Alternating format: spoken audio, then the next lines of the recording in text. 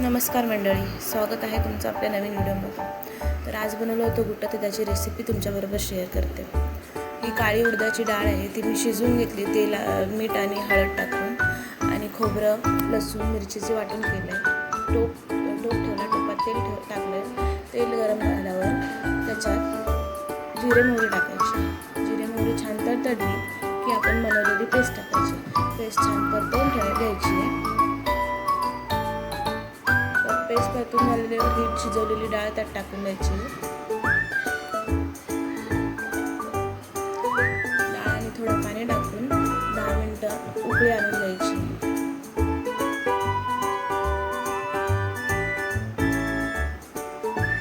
तयार आहे आपलं गुट्ट.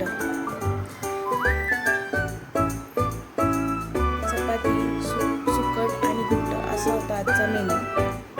आमच्याकडे याला गुट्टा म्हणतात, तुमच्याकडे काय म्हणतात कमेंट करून नक्की सांगा. बाय.